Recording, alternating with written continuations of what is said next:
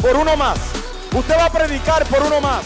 Usted va a hablar de Cristo por uno más. Usted va a ayudar a uno más. Usted va a restaurar a uno más. Usted va a discipular a uno más. Usted va a alcanzar a uno más. Hasta que todos declaren que no hay nada mejor que ser cristiano.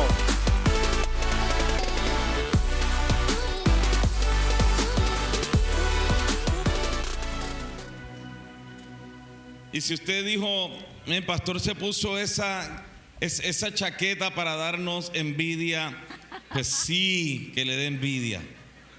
No se crea, no que le dé envidia. La verdad, esto es parte de lo que están haciendo acá en Marked by Grace. Si usted quiere una, la puede ordenar en el segundo lobby. Sí, o sea, la verdad del caso, para serle honesto, y no lo digo para promoverlo, es porque de verdad me ha sorprendido a cuántos lugares he llegado y esta chaqueta ha comenzado una conversación. En semana y media ha comenzado una conversación y ha sido una maravillosa bendición. Pero no vine a hablarle de eso hoy, no salí con el podium por eso hoy. Los que llevan aquí varios tiempos saben que yo estuve en la iglesia en donde me convertí. Fue una iglesia en Fort Worth que se llama El Buen Pastor. Salí de esa iglesia a plantar esta iglesia. He estado en 2 iglesias en mi vida, en donde me convertí y en la iglesia que planté. Y desde que planté la iglesia ha habido un hombre en mi vida, se llama Carlos Díaz. Los que me conocen por varios tiempos saben lo que significa este hombre para mi vida. Él es mi papá, él fue el hombre que me enseñó a mí a ser un hombre, un esposo, un padre, y que todavía me enseña a ser un abuelo. Él y yo tenemos una relación paternal. Yo por muchos años estuve en la red del apóstol Carlos Díaz, hasta hace años atrás, porque él también por su avanzada edad ya no tiene su red, y por muchos años, por aproximadamente 5 años hemos estado orando al Señor, le hemos estado pidiendo al Señor dirección, porque usted sabe que para mí es importante estar rindiendo cuentas. Y yo he estado rindiendo cuentas obviamente a mi padre espiritual y también a mi equipo, porque es saludable. Pero quiero hablarles de este hombre que les voy a presentar dentro de un momento, porque este hombre, aparte de que lleva 43 años de casado y han plantado más de 800 iglesias, incluso su papá fue el padre espiritual de mi padre espiritual. Y mientras hemos estado orando, mi esposa y yo hemos estado pidiéndole que nos dé dirección a alguien a quien rendirle cuentas, a alguien que nosotros podamos llamar pastor. Y después de 5 años de estar orando y también con la dirección de mi propio padre espiritual, yo quiero presentarles al pastor Darío Parish, y él es ahora mi pastor. Yo soy su pastor, él es mi pastor, ¿sí? Para que no sé por qué esto es importante a veces aclararlo, pero la verdad del caso que desde que yo me convertí, este hombre y su papá han sido fundamentales en nuestra vida, y no imaginábamos que un día estaríamos aquí. Pero yo quiero que usted lo reciba con un fuerte aplauso al pastor Darío Parish.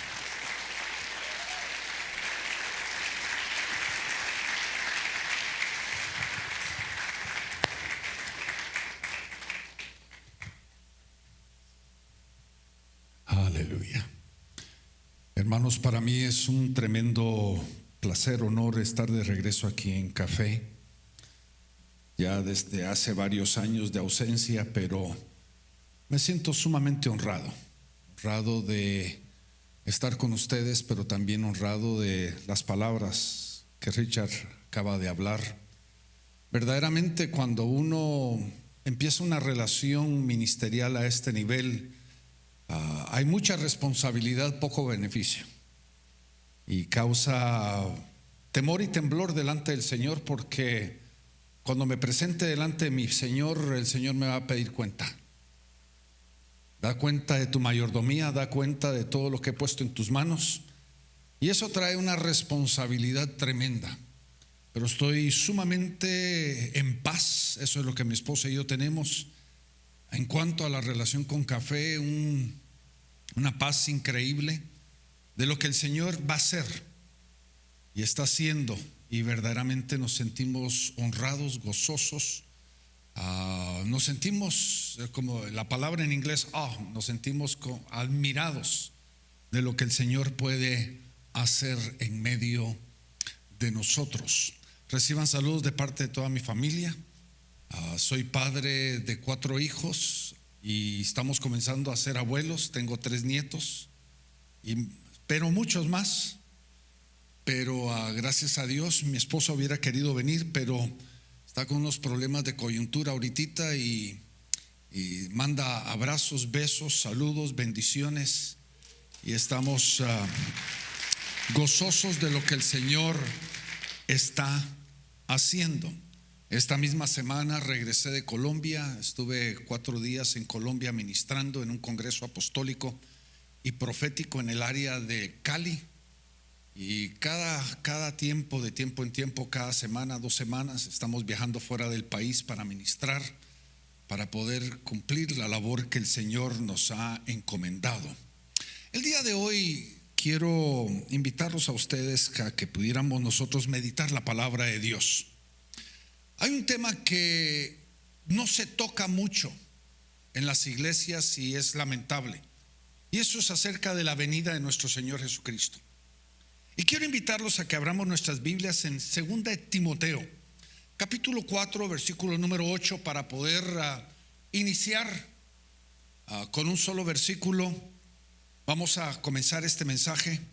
Y aquí en el versículo número 8 dice: por lo demás, me está guardada la corona de justicia, la cual me dará el Señor, juez justo, en aquel día, y no solo a mí, sino también a todos los que aman su venida. Como lo acaba de mencionar, uno de los temas que creo de que en los últimos 10, 15, 20, 25 años hemos obviado detrás de los púlpitos ha sido la venida de nuestro Señor Jesucristo. Y lamentablemente hay muchos conceptos preconcebidos, hay muchos pensamientos en cuanto a la venida de nuestro Señor Jesucristo, y creo de que desde una perspectiva muy preocupante, creo que nos hemos enfocado en lo que es el evento singular, un evento de un abrir y cerrar de ojos, que es el arrebatamiento como uno de los conceptos más prioritarios de la venida de nuestro Señor. Y nosotros tal vez por esa razón hemos obviado o hemos negado realmente el propósito, la razón de su venida. Y tal vez no hemos entendido realmente qué es el propósito de la venida de nuestro Señor Jesucristo. Y tal vez en una forma lo hemos singularizado en una manera muy egocéntrica. Porque me imagino que todos nosotros en canto o en predicación hemos oído el dicho o la frase: el Señor viene por su iglesia. El Señor viene por su iglesia. Y yo quiero preguntarle a usted, ¿cuántos de nosotros consideramos de que las palabras en la Biblia importan? Creo de que las palabras no son coincidencia, no simplemente son un contexto gramatical o un contexto lingüístico, sino tienen significado. Y lo que me preocupa es de que la iglesia en un sentido generalizado ha hablado en una forma, vamos a decirlo, egocéntrica. Jesucristo viene por su iglesia, pensando de que el propósito singular y principal de la venida de nuestro Señor Jesucristo es para nosotros, sencillamente por nosotros, para nosotros. Pero creo que es extremadamente importante que podamos escudriñar las Escrituras, que podamos comprender lo que la palabra de Dios dice, y mucho más, que entendamos lo complejo y a la misma vez lo más importante de la venida de nuestro Señor Jesucristo.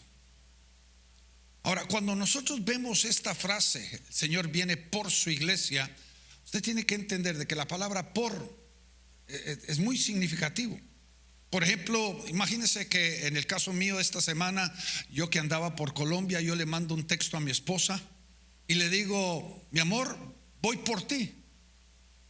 ¿Qué significa eso? Lo que significa es: arregla maleta. Porque el caso mío, yo vivo en Houston, y entonces le estoy diciendo: voy a llegar al aeropuerto de Houston, tú ve al aeropuerto con las maletas hechas, porque yo me voy a dar la media vuelta y tú te vas a ir conmigo a un nuevo destino. Eso es lo que significa la palabra por. Ahora, la pregunta del millón es: ¿realmente dice eso en las Escrituras? Porque las Escrituras cambia el por otra palabra. ¿Por qué no me acompaña para que lo veamos por un momentito? Por ejemplo, en el libro de Apocalipsis, capítulo 3, versículo 20, que es un contexto muy típico y muy particular en este concepto. Jesucristo habla acerca de lo que Él está haciendo. Dice que Él viene y está tocando a la puerta, y aquel que abre la puerta de su corazón, dice que Él entrará. ¿Sí o no? Entraré, ¿qué? A Él. Entraré a Él. Y creo que eso es sumamente importante que nosotros veamos, porque en un sentido muy particular mío y comparativo en este sentido, yo les confieso, Houston, donde yo vivo a 4 horas de distancia, es simplemente un lugar donde vivo. No es mi casa, no es mi hogar. La ciudad no es mi hogar. La ciudad es un buen lugar de vivir, como ustedes viven en un lugar también fantástico. La pregunta es: ¿dónde está mi hogar? Le voy a decir la respuesta: mi hogar es donde mi esposa está. Si ella estuviera en otro lugar, ahí estaría mi hogar. Porque el hogar no es una localidad, mi hogar no es una dirección, mi hogar no es un destino. El destino mío, literalmente, siempre cuando regreso, es ella. ¿Está entendiendo? Ahora le pregunto: ¿qué es lo que Dios está haciendo cuando Él hace su obra perfecta en nosotros? La palabra de Dios nos dice de que nosotros somos morada de Dios, somos el templo de Dios, somos su habitación. Él hace morada, ¿en dónde? En nosotros, en nosotros. Y cuando Jesucristo está haciendo el llamado, dice que está tocando a la puerta y Él entrará a nosotros y hará morada en nosotros. Y Él quiere tener una relación con nosotros. Su verdadero hogar no es una localidad, su verdadero lugar somos nosotros. Ahora, cuando Jesucristo, que hoy Él está sentado en el trono, reinando sobre todo el reino de Dios, reinando sobre toda la creación, y la palabra de Dios dice que Él volverá. Pero volverá, ¿para qué? Lo primero que debemos de entender es de que Él vuelve a nosotros. Él vuelve a nosotros porque nosotros somos su hogar. ¿Está conmigo? ¿Entiende? ¿Por qué no me acompaña a través de varios otros versículos? Por ejemplo, en el mismo en el libro de Juan, capítulo 14, que es un capítulo muy significativo, comenzando en el versículo 18, dice: no os dejaré huérfanos, no os dejaré huérfanos. ¿Y cuál es la segunda parte de este versículo? Vendré a vosotros. No viene por nosotros, sino que viene a nosotros, porque Él viene a tomar el lugar que Él ha designado, que es su verdadero hogar, el cual somos nosotros. Él viene a nosotros. Él viene a nosotros. Saltémonos al versículo 18. Otra vez dice: vendré a vosotros. Versículo 20: y en aquel día vosotros conoceréis que yo estoy en mi Padre, vosotros en mí y yo en vosotros. Ese es uno de los más tremendos misterios que hay dentro de las Escrituras, porque Él está en el Padre está en Él. ¿Y en dónde estamos nosotros? En Él. Pero Él también está ¿qué? En nosotros. Ahora, note usted ese versículo, dice que en aquel día, en el día de su venida, nosotros vamos a descubrir y vamos a reconocer de que Él está en nosotros y nosotros en Él. Ahora saltémonos a Apocalipsis 2:5. Solo una frase dice: vendré pronto a ti. Lo podemos ver también en Oseas capítulo número 6 versículo 3. Dice: vendré a vosotros como la lluvia. Y entonces creo que es importante que nosotros podamos reconocer de que cuando Jesucristo vuelva, Él viene a tomar el lugar en su hogar que somos nosotros. Aparte del hecho de que somos la novia como iglesia, no solamente la novia, no solamente la esposa, sino el lugar en el cual Él quiere hacer morada. Y como les dije, en una forma figurativa, donde está la esposa, ahí está la casa del marido. ¿Sí o no? Pero también tenemos que entender lo que dice Juan capítulo número 14 versículo 1 en adelante, porque claramente lo dice ahí: vendré otra vez y os tomaré a mí mismo, para que donde yo estoy, también vosotros estéis. Ahora, una de las cosas que creo de que ha sido obviado a través de las Escrituras, o vamos a decir a través de la predicación de la palabra en muchas de las congregaciones, es realmente qué es lo que Jesucristo viene en su segunda venida. ¿A qué viene a hacer? ¿Qué es lo que viene a hacer en su segunda venida? Porque a veces nos enfocamos tanto en simplemente su venida, o nos enfocamos en el concepto del arrebatamiento, de que nosotros muchas veces tal vez obviamos el pensamiento acerca de qué es lo que Él viene a hacer. Y creo que es importante que nosotros podamos entenderlo. Por ejemplo, en el libro de Daniel capítulo número 8, en el versículo 14, 13, 14 encontramos nosotros tal vez uno de los eventos más importantes de los últimos tiempos. El libro de Mateo capítulo 24 nos llama a este evento lo que nosotros lo conocemos como el concepto de la abominación desoladora. La abominación desoladora es un evento en el cual es el inicio del tiempo del fin. Si usted quiere verdaderamente entender, no el día ni la hora de la venida de nuestro Señor Jesucristo, porque es imposible de saberlo, pero pues sí podemos nosotros empezar a tener entendimiento de que el tiempo se está acercando.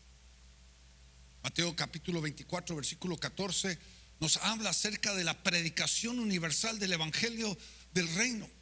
Y este evangelio del reino será predicado en todas las naciones como testimonio a todas las naciones, y entonces dice que vendrá el fin. Ahora, ¿qué es lo que está pasando? En ese momento va a comenzar lo que nosotros podríamos decir es el tiempo del fin. Y ahí es donde introduce un evento que muchos de nosotros tal vez nunca hemos conocido, que la palabra de Dios lo llama la abominación desoladora. Y es donde empieza a manifestarse el anticristo, y en donde Jerusalén cae en las manos de los gentiles. Jerusalén cae en las manos del anticristo, y él establece su trono ahí. Ahora, ¿por qué le estoy haciendo la mención de esto? Porque creo que es bien importante. La palabra anticristo no solamente significa el anti en nuestro castellano, no solamente significa anti, significa el que se opone, sino el anti significa el que usurpa o el que se presenta como si fuera el Cristo. Y entonces todo lo que Jesucristo va a hacer en su segunda venida, en el sentido de cuando Él toque tierra, cuando Él se establezca, el anticristo va a tratar de engañar a la humanidad pretendiendo ser el Cristo. El espíritu que se va a manifestar en los últimos tiempos es el espíritu de engaño. Y como lo dice claramente, si fuera posible de aún engañar a los escogidos, sería posible, pero no lo es. Ahora, ¿qué va a pasar? El anticristo va a establecer su trono en Jerusalén.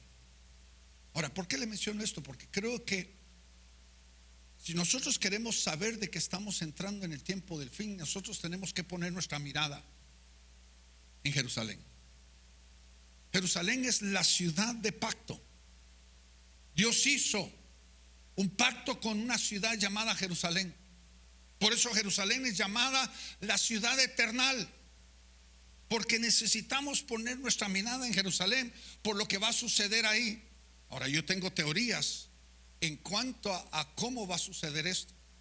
Hoy estamos nosotros viendo cómo se está empezando a desarrollar una paz en el Medio Oriente. Yo creo de que Jerusalén no va a caer por una guerra, sino creo de que Jerusalén, que está tan cansada de guerra, tan cansada de lucha desde el año del antaño, porque iba a decir el año 48, pero ha sido mucho más largo que el 48. Está cansada de guerra, está cansada de la lucha. Yo creo de que cuando el anticristo se empiece a manifestar, va a ser un hombre que va a establecer paz en la tierra, y entonces las llaves de Jerusalén se le van a entregar. La ciudad se le va a entregar y va a establecer su trono. Porque recordemos, el rey viene. ¿Y viene a qué? A reinar. Y el anticristo, que no solamente se opone, sino trata de suplantar a Jesucristo, tratando de pretender de que Él es el Cristo, el Mesías, el que ha de venir. Y lo que va a suceder es de que Jerusalén va a caer en las manos de los gentiles, dice la palabra. Ahora, ¿qué es lo que Jesucristo viene a hacer? Si nosotros vemos ahí en el libro de Daniel capítulo número 8, como lo mencioné, en el versículo número 14, hablando de la abominación desoladora, en la última frase de ese versículo dice esto: y el santuario será purificado. El santuario naturalmente no está hablando de nuestra vida, está hablando de Jerusalén. Ahora, aquí hay un tipo que usted debe de ver muy comparativo, muy increíble. ¿Qué fue lo último que Jesucristo hizo en camino hacia la cruz? ¿Se recuerdan ustedes? Él entró a Jerusalén. Lo recibieron con palmas y con cantos y con júbilo. Lo recibieron de esa forma, y lamentablemente los que lo recibieron así fueron los primeros en clamar también: crucifíquenle. Pero ¿qué hizo Jesucristo cuando entró en el templo, en el santuario? ¿Se recuerda? Dice la historia de que Él empezó a limpiar. Puso las mesas patas arriba, empezó a limpiar diciendo: mi casa es casa de oración, no es un lugar, no es un mercado. Y Él empezó a limpiar, y eso es un tipo de lo que Jesucristo va a hacer cuando Él toque tierra en su venida. Lo primero que Él va a hacer es va a empezar a poner orden y a limpiar su santuario. El santuario va a ser purificado. Jerusalén va a ser purificada. Y por eso creo que es importante de que nosotros podamos tomar nota sobre esto. Pero no solo eso, sino en su venida Él viene a hacer algo bien interesante para nosotros también. No solamente para el pueblo israelita, sino también nosotros, que somos parte de la herencia, somos parte del legado de Abraham, somos también coherederos con Israel en ese sentido. Ahí en 2 Tesalonicenses 1, 6 y 7 dice esto: porque es justo para con Dios pagar con tribulación a los que nos atribulan, y a vosotros que sois atribulados, daros reposo con nosotros cuando sea revelado del cielo el Señor Jesús con sus ángeles poderosos. ¿Qué es lo que Él viene a hacer? Yo no sé cuál es su posición en el contexto escatológico y en contexto de la gran tribulación, no lo sé. Pero aquí claramente la palabra de Dios nos dice de que en su venida Él va a venir a atribular a los que nos han atribulado a nosotros. Ahí claramente está diciendo de que la iglesia va a enfrentar tribulación. No sé qué medida usted piensa, usted tiene como criterio personal en cuanto a estos tiempos escatológicos. No sé. Pero la palabra de Dios dice de que en su venida Él viene a tribular a los que nos han atribulado a nosotros. Ahora, ¿qué viene a hacer Él entonces? Él viene a empezar a poner orden en las cosas. Viene a castigar al malo. Él viene a empezar a pagar retribución a todos los que nos han atribulado a nosotros. Recuerde, el Señor nos ha dicho que entremos en descanso, de que suya es la venganza. Nosotros no tenemos que defendernos. Él nos va a defender a nosotros. Él va a atribular a los que nos han atribulado a nosotros, y nosotros podemos descansar en el hecho de que Él es suficiente. Creo que es importante que nosotros podamos recordar esto cuando nosotros estemos enfrentando situaciones adversas en esta vida. La palabra de Dios dice que en esta vida tendremos que, y es necesario de que por muchas tribulaciones nosotros podamos verdadera y en una forma genuina entrar al reino de Dios. Ahora, hay un segundo evento que muchos de nosotros tal vez hemos ignorado, porque no es nada fácil hablarlo. Tenemos nosotros el tiempo de la gran tribulación, pero también la palabra de Dios nos habla acerca del derramamiento de la ira de Dios. Tiempo de la ira de Dios. Interesantemente, hay más de 39 diferentes descripciones de este evento llamado la ira de Dios en las Escrituras. La palabra de Dios lo llama el día de su furor, el día terrible, el día asombroso. Ahora, ¿por qué es importante predicarlo? Porque en el tiempo de la ira, el enfoque del derramamiento de la ira de nuestro Señor Jesucristo no está en sus hijos.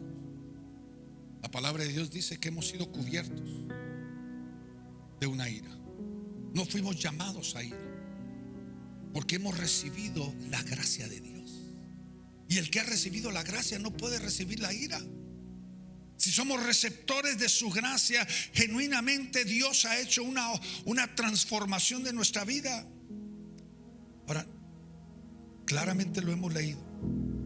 Según de Tesalonicenses 1:5 en adelante, y quiero que usted lo pueda ver conmigo, porque aquí nos habla de este día. Nota lo que dice el versículo 5, dice: una demostración, hablando de la tribulación, dice: una demostración del justo juicio de Dios, para que seáis tenidos como dignos del reino. Ahí el versículo 3 y 4 nos está hablando acerca del sufrimiento que nosotros como hijos de Dios tenemos que enfrentar. Dios tiene un propósito a través de los problemas que tú y yo enfrentamos. Dios está formando su perfecta obra en nosotros. Daniel lo llama purificación.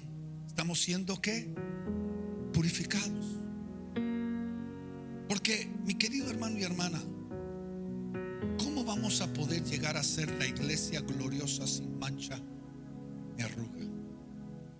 Veámonos en el espejo.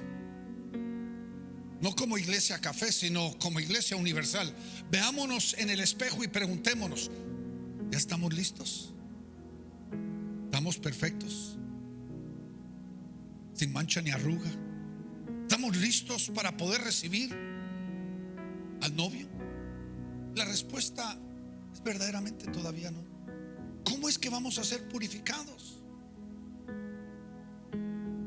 Pablo lo describe en una de sus declaraciones ahí en Hechos capítulo 14 versículo 22. Dice de que el mensaje que él estaba predicando entre todas las iglesias, diciendo: es necesario de que por muchas tribulaciones entremos al reino. Porque no estamos hablando de un ataque o un tiempo en el cual el enemigo se ha levantado para tratar de destruir a los hijos de Dios. No estamos singularmente hablando sobre eso, sino estamos hablando sobre cada situación en nuestra vida, cada momento en el cual hay dificultad en nuestra vida. Dios está obrando su perfecta obra en nosotros. Nos está preparando, formando nuestro carácter, formando nuestra vida, preparándonos para poder nosotros recibir al novio. Yo no sé acerca de lo que ha ocurrido en muchos de los hogares, pero en el caso mío, a través de los años que yo he viajado muchísimo, a veces el 50% del tiempo he viajado de mi familia. Y mi esposa siempre, y aun cuando mis hijos estaban pequeños, el día que yo iba a regresar, ella preparaba a mis hijos, preparaba nuestro hogar para recibir al esposo. Yo me recuerdo de momentos cuando ella hacía rótulos: bienvenido papi, o preparaba la comida que más me gustaba, o preparaba un pastel para recibirme. Ella preparaba a la familia para poder recibirme, para que yo pudiera incorporarme dentro de la familia. Y eso es lo que el Espíritu Santo está haciendo dentro de nosotros, preparándonos a nosotros para que el esposo pueda incorporarse dentro de su propio hogar. Está formándonos, está preparándonos, está purificándonos a través de las situaciones difíciles que estamos enfrentando. Pero sigamos adelante, versículo 5. Hablando de la tribulación, dice: y esta es una demostración del justo juicio de Dios. ¿Qué le parece esa frase? Justo juicio de Dios. ¿Qué significa eso? Lo que significa es, a veces no lo entendemos, pero Dios es justo. Y Dios tiene un propósito en todo lo que Él hace. No hay cosas que podríamos nosotros decir son coincidencias. Todo lo que el Señor está haciendo tiene un propósito. Ahora note: para que seáis tenidos por dignos del reino de Dios, por el cual asimismo padecéis. Ahora note, versículo 6: porque es justo para con Dios pagar con tribulación a los que os atribulan. En su venida Jesucristo va a cobrar cuentas. El enemigo piensa de que se va a salir con la suya. El enemigo cree de que puede tocar a los ungidos de Jehová. El enemigo cree que puede venirse en contra de la familia de Dios. Pero se va a encontrar de que todo se va a cobrar, pero con intereses. Nada va a suceder hoy que más tarde el Señor no lo cobre. Todo lo que podría ser en contra de nosotros, el Señor está tomando nota de eso. Porque al fin y al cabo, Dios viene a hacer una obra perfecta. Ahora, ¿qué va a suceder en este tiempo de la ira? Yo no sé si usted recuerda todos los pactos que Dios ha hecho. El primer pacto que hizo Dios fue un pacto con un hombre llamado Noé. Pero el pacto no era con Noé. El pacto que Dios hizo a través de un hombre llamado Noé fue con toda la humanidad. ¿Se recuerda? Noé hizo un sacrificio y Dios hizo un pacto y dijo: esta señal de mi pacto es el arco iris. Y el pacto es este: nunca más voy a destruir la tierra por medio del agua. Ese era un pacto. Pero nos advirtió de que va a venir el momento en el cual Él va a destruir la tierra de nuevo. Pero ya no lo va a hacer por agua, sino por fuego. Un fuego consumidor y un fuego abrasador, pero también un fuego purificador. Por eso el libro de Joel, cuando habla acerca de la venida de Jesucristo en el capítulo número 3, habla de la venida de nuestro Señor Jesucristo y habla sobre su ejército que va a venir acompañándolo a Él, el ejército de todos los santos que vendrán con Él en su venida. Dice que delante de ellos parece el huerto del Edén, pero detrás de ellos desolación. Ahí es donde cabe toda esa declaración que hemos venido hablando por años, de una tierra nueva y de un cielo nuevo. Porque la tierra vieja va a ser consumida, va a ser destruida. ¿Cómo? Por fuego. El fuego abrasador de la venida de nuestro Señor Jesucristo. Fuego abrasador. Pero lo que Dios viene a hacer en su segunda venida no solamente es erradicar el pecado en la humanidad, sino viene para dar recompensa y galardón. Ahí en el libro de Isaías capítulo 40 versículo 10 nos dice esto: he aquí que el Señor Jehová vendrá con mano fuerte y su vaso señoreará. He aquí que su recompensa viene con él y su obra delante de su rostro. ¿Qué viene? Viene a dar pago, recompensa y el galardón. Ahora, quiero proponerle a usted algo hoy, que hay una diferencia entre recompensa y galardón. Algo totalmente diferente. Hay una diferencia ahí. Recompensa es básicamente, como pudiéramos decir, el pago de un veredicto. Recompensa es lo que hace un juez cuando se encuentra a un acusado culpable y le da castigo, le pide retribución, pide de que pueda restituir el mal que ha hecho delante de la sociedad o delante de alguna persona. Es el acto de un juez que en justicia está demandando de que pueda haber restitución del mal que se ha hecho. Y nuestro Señor Jesucristo, que es el juez justo, viene a pagar el mal que ha hecho la humanidad. Él en su regreso viene a cobrar las cuentas pendientes. Recuerden, la gracia vino en la primera venida, ¿sí o no? Pero el Rey de Reyes y el Señor de Señores viene en su segunda venida, sentado con toda su magnificencia y todo su poder. Y lo que viene a hacer es viene a establecer justicia y juicio y equidad aquí en la tierra. Y lo primero que va a hacer, a todos los que lo han rechazado en rebelión, todos los que han hecho maldad, les va a pedir cuentas. Pero ahí también viene el concepto del galardón. El galardón es, pudiéramos llamarlo, el pago de la inversión hecha. Que la palabra de Dios habla sobre eso. Y eso es lo que el Señor nos va a dar a nosotros. ¿Cuántos de ustedes saben de que hay 2 libros que el Señor está llenando? La palabra de Dios habla acerca de un libro que es donde Él escribe el nombre de todos los que son sus hijos, los que lo han recibido y que les ha dado la potestad de ser hijos de Dios.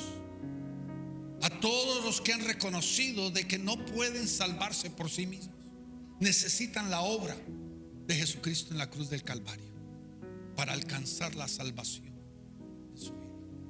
Ese primer libro, donde están, la palabra de Dios lo llama el libro de la vida, donde los nombres de todos los que son parte de la familia de Dios están escritos. Pero en Malaquías capítulo 3 nos habla acerca de otro libro que se llama el libro de las memorias, donde todas las obras que tú y yo estamos haciendo están siendo escritas, para que cuando el Rey de Gloria se aparezca, Él va a dar galardón a todos conforme a sus obras. Que hermano, hermana, todo lo que tú estás haciendo hoy está siendo registrado en el libro de la vida.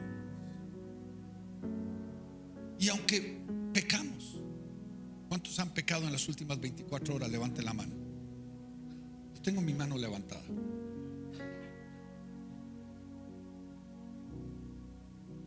Hemos pecado, pero la gracia de Dios está accesible a nosotros. Él es fiel y justo para perdonarnos y limpiarnos de toda maldad. Pero cuando tú haces bien, sirves a tu prójimo, eres generoso, cuando de tus palabras, de tus labios salen bendición, cuando tus obras están queriendo agradar a Dios, todo eso también está siendo escrito en el libro de las memorias. Y cuando tú estés delante de tu Señor, Él te va a dar galardón. Ahora, aquí es donde viene a romper algunos paradigmas, y con esto termino. Muchos de nosotros creemos de que todos somos iguales. En mi tierra, Guatemala, hay un dicho que lo voy a tratar de interpretar, porque aunque hablamos el mismo lenguaje, a veces no se entienden las cosas de país en país. Dice: todos hijos o todos entenados. Y eso es lo que la iglesia cree, que todos somos iguales delante de Dios. ¿Sabe en dónde está el punto de equilibrio delante de Dios? Romanos 3 nos dice: por cuanto todos pecaron y todos están destituidos de la gloria de Dios. Ese es el único punto de equilibrio entre todos nosotros. Todos somos pecadores. Lo que merecemos no lo vamos a recibir. Lo que merecemos es la muerte. Lo que merecemos es la condenación eterna. Pero hemos recibido la gracia de Dios, que por gracia somos salvos. Y esto no es de nosotros, pues es don de Dios. Pero desde ese punto, cada uno vamos a tener que dar cuenta de nuestra propia vida. Y por eso en el reino de Dios, y esto es extra, no se lo voy a cobrar hoy, dice la palabra de que en el reino hay mayores y hay menores. ¿Quién es el menor entre vosotros? ¿Quién es el mayor entre vosotros? Porque vamos a estar delante de nuestro Señor Jesucristo y todos vamos a dar cuenta de nuestras obras. Pero Él viene para dar galardón a cada uno de nosotros. Y Él viene a nosotros. Quiero estipular y quiero enfatizar eso. Viene a tomar su lugar en nosotros. De la misma forma que uno de mis deleites más tremendos en la vida es ir de viaje, ir a hacer la labor que Dios me ha llamado, pero es mucho más deleitoso regresar al lugar que me corresponde, a mi esposa. ¿Por qué? Porque ese es mi hogar. ¿Está entendiendo? Tú y yo somos el hogar de Jesucristo. Él viene a nosotros. Su regreso es para tomar su lugar en su hogar que está dentro de nosotros. Yo no quiero dejar pasar este momento, mi querido amigo. Si tú estás aquí porque has venido buscando, o el Espíritu Santo te trajo, te invitaron, este es un mensaje propicio para eso. Jesucristo ha venido de su primera venida para darnos su gracia, su misericordia.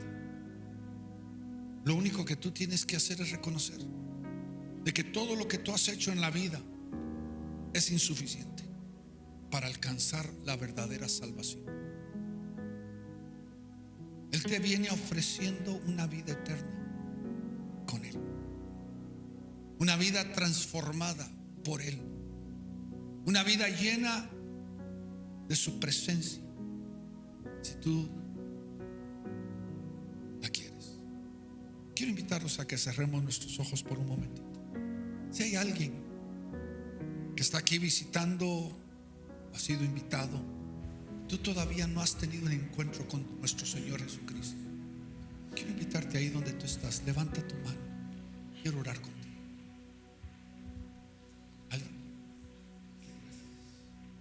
¿Alguien más? ¿Alguien más? Gracias. Gracias.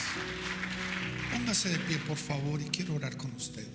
Las personas que levantaron su mano, por favor, quiero orar con ellos. Aleluya. Levante su mano al cielo si usted levantó su mano, ya que varios se han parado. Aleluya. Padre, yo te doy gracias por esta persona, Señor, que ha decidido, Señor, buscarte a ti, que ha reconocido de que su vida no ha sido suficiente para poder alcanzar la salvación. Y hoy, Padre, tú has dado tu obra, la cruz, tu salvación, tu gracia para el perdón de pecados. Padre, te pido de que tú, Señor, hagas una obra completa y transformadora en sus vidas, en el nombre de Jesús. Amén y amén. Pueden tomar lugar, hermana. Pueden tomar su lugar, hermanos. Dios los bendiga. Cuánto amor recibimos de Dios a través de su palabra. Esperamos que hayas disfrutado tanto como nosotros el mensaje del día de hoy. Si sientes en tu corazón el llamado de Dios y deseas comenzar una relación con Él, te invitamos a escribir la palabra Cristo en los comentarios de esta transmisión. No te preocupes si no sabes cómo comenzar. Estaremos contigo en cada paso del proceso. Si has escrito Cristo, celebramos contigo esa decisión. Queremos felicitarte de una manera más personal. Así que alguien de nuestro equipo se pondrá en contacto muy pronto contigo para saludarte y resolver cualquier duda que puedas tener. Además, queremos recordarte la importancia de tus donaciones a través de los diezmos y ofrendas. Con tu apoyo, juntos extendemos el reino de Dios a países y comunidades que tanto lo necesitan. Recuerda que mediante tus contribuciones estamos acercando la buena noticia de salvación a más personas en todo el mundo, para bendecir a uno más, para edificar a uno más, para discipular a uno más, hasta que todos declaren que no hay nada mejor que ser cristiano. Dios los bendiga y nos vemos en nuestra próxima transmisión.